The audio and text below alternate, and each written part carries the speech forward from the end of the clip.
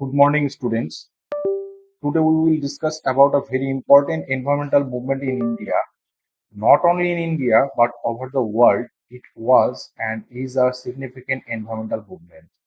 The movement was Bishnoi movement. আজকে আমরা পৃথিবীর বুকে ঘটে যাওয়া একটা গুরুত্বপূর্ণ পরিবেশগত আন্দোলনের কথা আমরা পড়ব, যে আন্দোলনটির নাম হচ্ছে বিষ্ণুই মুভমেন্ট। আমরা এই আন্দোলনটা সম্পর্কে মানে সকলেই ততটাও অবগত নই। আমরা বিষ্ণুই মুভমেন্ট সম্পর্কে পড়েছি, জঙ্গল বাঁচাও আন্দোলন সম্পর্কে বিস্তারিত জানি, নর্মদা বাঁচাও আন্দোলন সম্পর্কে আমরা জানি। কিন্তু এরও আগে, এই সমস্ত আন্দোলনগুলোরও আগে পৃথিবীর বুকে এবং আমরা গর্ব করে বলতে পারি এটা আমাদের ভারতবর্ষের বুকে ঘটে যাওয়া একটা পরিবেশকে বাঁচানোর উদ্দেশ্যে একটা গুরুত্বপূর্ণ আন্দোলন হয়েছে। সেই আন্দোলনটা নাম হচ্ছে বিষ্ণু মুভমেন্ট। এবং আমার মনে হয় এই আন্দোলনটা সম্পর্কে আমাদের সকলেরই কিন্তু মানে ধারণা থাকা উচিত। 1700 সাল থেকে 2000 সাল পর্যন্ত আমাদের ভারতবর্ষে অনেক আন্দোলন ঘটে গেছে। এই আন্দোলনগুলোর মধ্যে 7টা গুরুত্বপূর্ণ আন্দোলন আমি এখানে লিস্টেড করেছি। প্রথম যে আন্দোলনটার কথা আমি বলবো সেই আন্দোলনটা হচ্ছে বিষ্ণুই মুভমেন্ট। 1730 সালের দিকে ঘটে যাওয়া একটা আন্দোলন। 1730 সাল মানে ভেবে দেখো কত বছর আগে পরিবেশ নিয়ে আমাদের এই ভারতবর্ষেই কিন্তু একটা মুভমেন্ট হয়েছিল। এবং সেই মুভমেন্টের যখন আমরা গল্পটা পড়বো তখন তোমরা বুঝতে পারবে যে কত বড় মাপের একটা মুভমেন্ট পরিবেশকে বাঁচানোর জন্য 1730 সালের দিকেও করা যায়, বা 1730 সালের দিকেও কিন্তু হয়েছিল। তাহলে আমি বিষ্ণুই মুভমেন্টের কথা আজকে পড়বো, বাকি মুভমেন্ট গুলো জাস্ট আমি এখানে হাইলাইটেড করে রেখেছি। পরে যখন সময় হবে তখন আমরা এই এক এক মানে একটা একটা করে আমরা এই মুভমেন্ট গুলো সম্পর্কে বিস্তারিত পড়বো। চিপকো মুভমেন্টের কথা আমরা পড়েছি, যেটা 1973 সালের দিকে ঘটেছিল। এটাও পরিবেশকে বাঁচানোর উদ্দেশ্যেই করা হয়। আমরা সুন্দরলাল বহুগুণার নাম শুনেছি, আমরা গৌরা দেবীর কথা শুনেছি, তারা নর্মালি এই মুভমেন্টটাকে নেতৃত্ব দিয়েছিলেন। 3 নম্বর রাখা হয়েছে সেফ সাইলেন্ট ভ্যালি মুভমেন্ট। 1978 সালে এটা কেরালাতে হয়েছিল। নর্মালি কুন্তি পূজা যে নদীটা রয়েছে, সাইলেন্ট ভ্যালি ন্যাশনাল পার্ক বর্তমানে যার নামকরণ হয়েছে, এই নামকরণ করা হয়েছে এই মুভমেন্টটার কারণেই। এই মুভমেন্টটা যদি না হতো তাহলে হয়তো বা আমরা এই সাইলেন্ট ভ্যালি ন্যাশনাল পার্কটা বর্তমানে কিন্তু দেখতে পেতাম, এবং এর অনেক অংশই কিন্তু আহ, প্রায় ক্ষতিগ্রস্ত হয়ে যেত। এখানকার যে বায়োডাইভার্সিটি, এখানকার যে ন্যাচারাল যে বিউটি, সেই বিউটি গুলো হয়তো বা আমরা দেখতে পেতাম না। তাহলে এই সেফ সাইলেন্ট ভ্যালি যে মুভমেন্টটা হয়েছিল, এটা নর্মালি ওই সাইলেন্ট ভ্যালির মাঝখান দিয়ে একটা কুন্তি পূজা নদী প্রবাহিত হয়েছিল।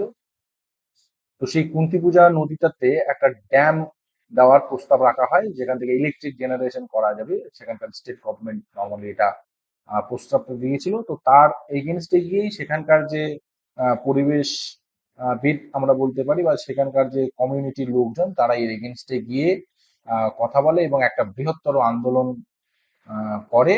এবং আলটিমেটলি এটা সেন্ট্রাল গভর্নমেন্টের কাছে যায় বা কোর্ট কেসে যায়।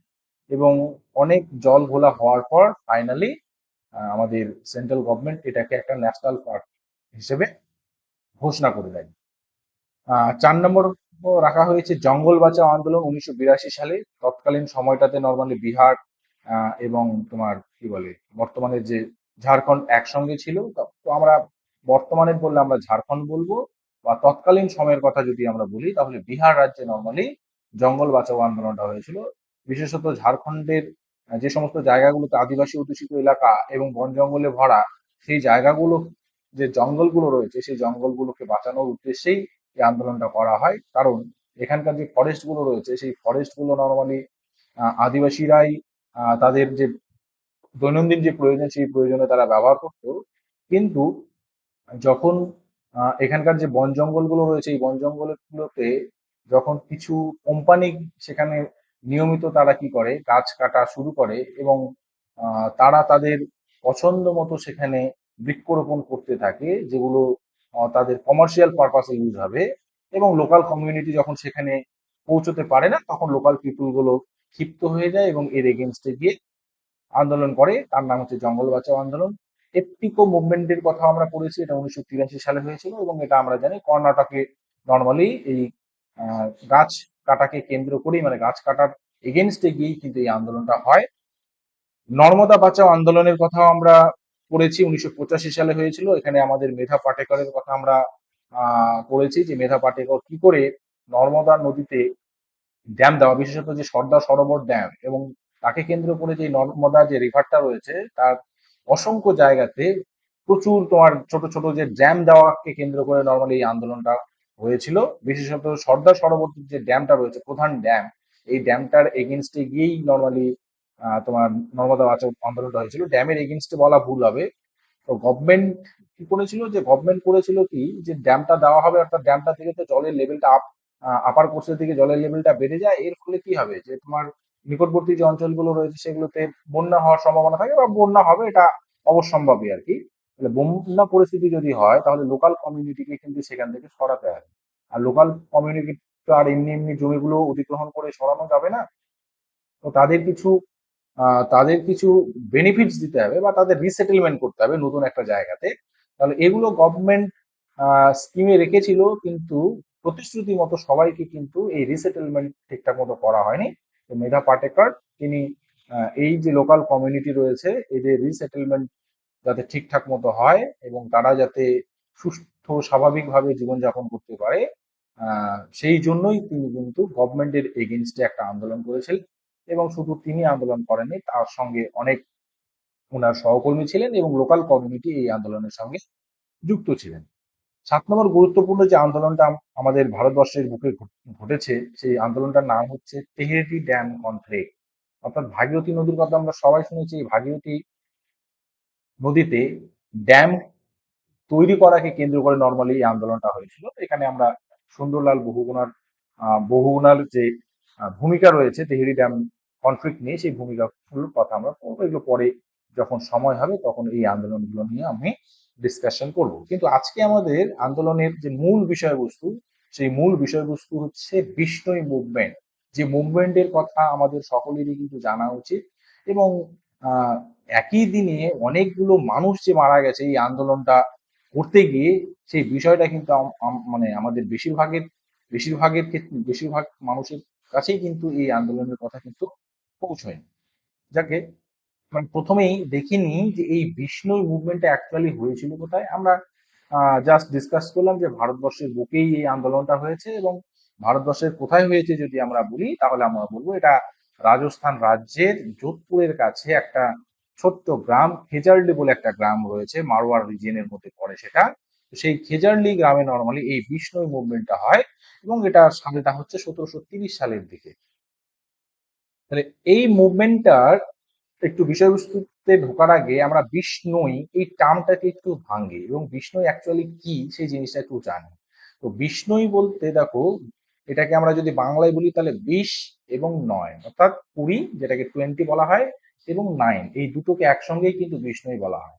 এই বিষ্ণুই যে সম্প্রদায়, এই বিষ্ণুই সম্প্রদায়টা নর্মালি বা বিষ্ণুই সেক্ট, এটা নর্মালি ফাউন্ডেড করেছিল গুরু জাম্বেশ্বর, যাকে জাম্বোজিও বলা হয়। এবং তিনি নর্মালি এই সম্প্রদায়ের কাছে 29টা নীতি আদর্শের কথা তিনি রেখেছিলেন। এই 29টা যে নীতি আদর্শ, তার মধ্যে 10টা নীতি আদর্শ ছিল personal hygiene and maintaining good basic health, পরিষ্কার পরিচ্ছন্ন থাকা এবং স্বাস্থ্যটাকে ক্লিন রাখা, বজায় রাখা। 7টা তোমার নীতি আদর্শ ছিল আমাদের আচার আচরণ গুলো হেলদি হবে, খুব ভালো আচার আচরণ আমরা করব। 4টে আমাদের নীতি আদর্শ হবে কি রকম, যে ভগবানের প্রতি পূজা অর্চনা করা। এবং বাকি যে 8টা নীতি আদর্শ ছিল, সেই 8টা নীতি আদর্শতে ছিল আমাদের যে বায়োডাইভার্সিটি, অর্থাৎ পৃথিবীর বুকে যে জীববৈচিত্র্য, উদ্ভিদ এবং প্রাণীর যে ভ্যারাইটিস, বিভিন্নতা, সেগুলোকে আমরা প্রিজার্ভ করব বা সংরক্ষণ করব। এই 8টা হচ্ছে গুরুত্বপূর্ণ বায়োডাইভার্সিটি নিয়ে নীতি ছিল। তো এই 8টা শেষের যে 8টা নীতি আদর্শ, এই নীতি আদর্শের মধ্যেই কিন্তু পড়ে যা আমাদের যে বায়োডাইভার্সিটির মধ্যে পড়ছে উদ্ভিদ এবং প্রাণী। বিশেষত প্রাণীগুলোকে আমরা হত্যা করব না, এই হত্যা করাটাকে ব্যান করা ছিল এই নীতি আদর্শের মধ্যে। এবং যেগুলো গ্রিন ট্রিস ছিল বা সবুজ উদ্ভিদ, সেই সবুজ উদ্ভিদ গুলোকে আমরা কোনো রকম ক্ষতি করব না বা তাদেরকে আমরা কাটবো না।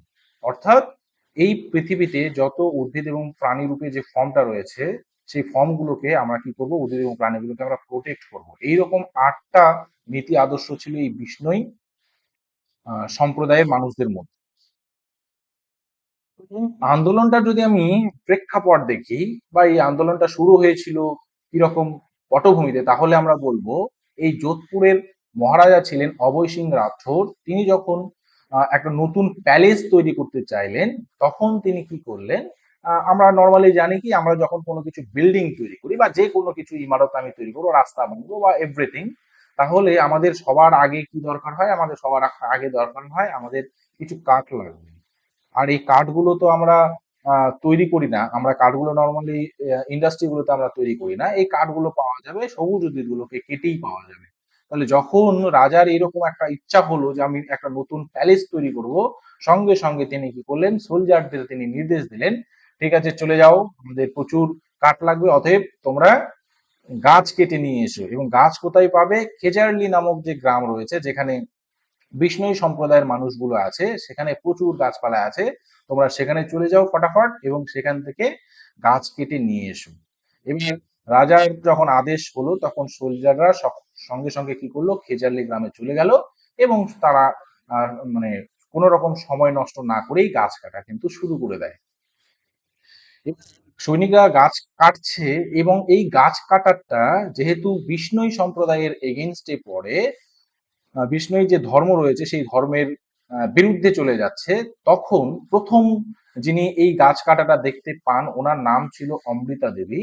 তো এই অমৃতা দেবী যখন এইটা দেখেন যে সৈনিকরা প্রচুর পরিমাণে গাছ কাটছে, তখন তিনি কি করলেন, তখন সৈনিকদের তিনি বাধা দেওয়ার চেষ্টা করলেন এবং সৈনিকদের বললেন যে এখানকার গাছগুলো বা নর্মালি বায়োডাইভার্সিটির যে কোনো জায়গার গাছপালা হোক বা কোনো এনিমেলস হোক, সেগুলোকে হত্যা করা যাবে না বা সেগুলোকে নষ্ট করা যাবে না। তো তিনি সৈনিকদের এইভাবে কিন্তু বাধা দিতে চাইলেন, কিন্তু সৈনিকরা কিন্তু তার কথা কোনো রকম তোয়াক্কা না করেই গাছ কাটা কিন্তু তারা চালিয়ে যেতে থাকে। এরকম পরিস্থিতিতে অমৃতা দেবী কি করলেন, অমৃতা দেবীর যেহেতু ধর্মে আঘাত হানছে, তাই তিনি কি করলেন, তিনি একটা গাছকে হাত করলেন, জড়িয়ে ধরলেন। জড়িয়ে ধরার পরে তিনি সিদ্ধান্ত নিলেন এরকম, যে ডিক্লেয়ার করলেন, সিদ্ধান্ত নিলেন বা আমরা বলতে পারি যে তিনি ডিক্লেয়ার করলেন যে যদি একটা গাছকে বাঁচাতে গিয়ে তাকে তার জীবনটা বিসর্জন দিতে হয়, তাহলেও তিনি প্রস্তুত এবং সেটা তার জন্য ভালো হবে। তাহলে এই ভেবে তিনি গাছকে জড়িয়ে ধরলেন এবং নিষ্ঠুর যে সৈনিক যারা ছিল, তারা অমৃতা দেবী অমৃতা দেবীর জীবনের তোয়াক্কা না করে বা পরোয়া না করে তারা কি করলো, তার শরীরের উপরেই কিন্তু কোপ চালিয়ে দেয় এবং সঙ্গে সঙ্গে অমৃতা দেবী কিন্তু সেখানে মারা যায়। এবং অমৃতা দেবী নিজে সেই সময়টাতে একা ছিলেন না, তার সঙ্গে ছিলেন তার ৩ কন্যা, আশু, রত্নী এবং ভাগু নামের ৩ কন্যা ছিলেন। এই ৩ কন্যা যখন এইরকম দৃশ্য দেখলেন, মায়ের আত্মত্যাগ দেখলেন, তখন তারা ভীষ্মিত হলেন। ভীষ্মিত হয়ে তারাও কি করলেন, তার মায়ের পথ অনুসরণ করলেন, অর্থাৎ তারাও কি করলো, যে অন্যান্য যে গাছগুলো ছিল সেই গাছগুলোকে তারা হাঁক করলো, জড়িয়ে ধরলো এবং নিষ্ঠুর সৈনিকরা ওই ছোট ছোট যে মেয়ে বাচ্চা রয়েছে তাদের উপরেও কিন্তু কোপ চালায় এবং সেই ৩ কন্যাও কিন্তু সেখানেই সঙ্গে সঙ্গে মারা যায়। এইরকম একটা ইনসিডেন্ট ঘটে গেল, কিন্তু রয়্যাল পার্টি বা ওই সৈনিকদের মধ্যে কোনো রকম কিন্তু পরিবর্তন দেখা গেল না এবং তারা উদ্যম গতিতে কি করা শুরু করে, গাছ কাটা চালিয়ে যায়। এবার এই যে নিউজটা যখন হলো যে অমৃতা দেবী মারা গেলেন, তার ৩ কন্যা মারা গেলেন, তখন এই নিউজটা কিন্তু দাবানলের মতো চতুর্দিকে ছড়িয়ে গেল এবং আশেপাশে বা খেজালি গ্রামের যে আশেপাশের আরো ৮৩টা গ্রাম রয়েছে, সেই ৮৩টা গ্রামের তোমার বিষ্ণু সম্প্রদায়ের মানুষ এই খেজারলি গ্রামে এসে জমায়েত শুরু করে এবং তারা একটা মিটিং করে এবং সিদ্ধান্ত নেয় যে তারা কি করবে, একটা গাছকে একটা গাছকে বাঁচানোর জন্য তারা প্রত্যেকেই একটা করে জীবন দেবে, তাদের জীবনটাকে স্যাক্রিফাইস করবে এই গাছগুলোকে আটকানোর জন্য। সেই দিনটাতে 49 ভিলেজেস এর মধ্যে তোমার ৩৬৩ জন তোমার বিষ্ণু সম্প্রদায়ের মানুষ কিন্তু একই দিনে মারা যায় এবং সঙ্গে সঙ্গে সেই খেজারলি গ্রামের যে মাটি একেবারে রক্তে লাল হয়ে যায়। ভেবে দেখো, একই দিনে ৩৬৩ জন বিষ্ণুই সম্প্রদায়ের মানুষ শুধুমাত্র গাছকে বাঁচানোর জন্য প্রাণ হারায়।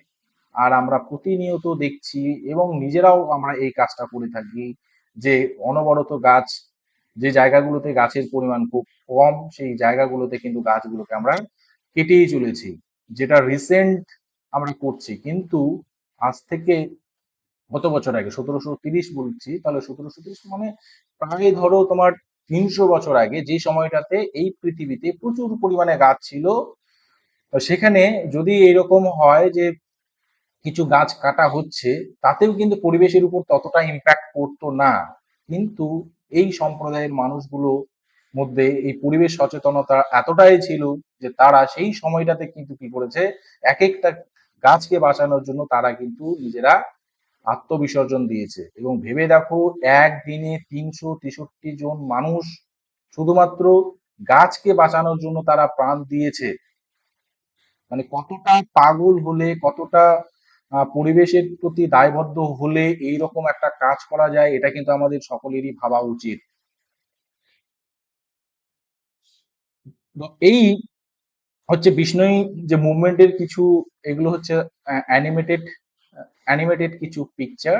তো সেই সময়ের তো ক্যামেরার এরকম কনসেপ্ট ছিল না, তাই এগুলোকে নর্মালি তোমার অ্যানিমেটেড কিছু পিকচার দিয়ে এটাকে বোঝানো হয়েছে। হ্যাঁ, এবার যখন এরকম ৩৬৩ জন মানুষ মারা গেল এবং রাজার কানে এই খবরটা চলে গেল, তখন তিনি সঙ্গে সঙ্গে কি করলেন, সেখানকার গাছ কাটা এটাকে বন্ধ করে দেন। এবং বিষ্ণুই সম্প্রদায়ের যে মানুষ, তাদের যে এই সাহস, এটাকে সম্মান জানানোর জন্য তিনি সেই কমিউনিটির মানুষদের কাছে মানে অ্যাপোলোজাইজ করেন, বা তিনি ক্ষমা চান। এবং তিনি একটা কপার প্লেটের উপর ফরমান জারি করে তিনি তারপর থেকে সেই গ্রামে এবং সেই গ্রামের কাছাকাছি কোনো উদ্ভিদ এবং কোনো প্রাণীর উপর, মানে কোনো উদ্ভিদকে কাটা যাবে না এবং কোনো প্রাণীকে শিকার করা যাবে না, এরকম একটা ফরমান তিনি জারি করে দিলেন। এই যে তোমার প্রোটেকশনটা, এই যে রাজা একটা ফরমান জারি করে দিল যে গাছ কাটা যাবে না বা কোনো এনিমেলস হান্টিং করা যাবে না, এই যে তোমার প্রোটেকশন বিল, এটা কিন্তু এখনো সেখানে ভ্যালিড আছে। এবং বিষ্ণুই সম্প্রদায়ের যে মানুষজন রয়েছে তারা এখনো কিন্তু বায়োডাইভার্সিটিটাকে একই রকম করে রক্ষা করেই চলেছে। ২০১৩ সালে department of environment and forest আমাদের দেশের এই দিনটাকে, বা বিষ্ণুই সম্প্রদায়ের যে এই মানুষদের যে আত্মত্যাগ, এই আত্মত্যাগটাকে মানে সম্মান জানানোর জন্য তারা কি করেছে, এই সেপ্টেম্বর ১১ তারিখ যে দিনটাতে এই ইনসিডেন্টটা ঘটে, সেই দিনটাকে ন্যাশনাল ফরেস্ট মার্টিয়ার্স ডে, অর্থাৎ বন শহীদ, জাতীয় বন শহীদ দিবস হিসাবে কিন্তু উদযাপন করা হয়। এই ছিল আজকে আমাদের এই বিষ্ণুই সম্প্রদায়ের যে মানুষের একটা পরিবেশ নিয়ে একটা গুরুত্বপূর্ণ মুভমেন্ট, সেই মুভমেন্টের মূল বিষয়বস্তু। আশা করি তোমরা কনসেপ্টটা ভালো করে বুঝতে পেরেছো। পরের সময়গুলোতে যদি সম্ভব হয় তাহলে পরের মুভমেন্টগুলো নিয়ে আমরা ডিসকাশন করব। থ্যাংক ইউ সকলকে।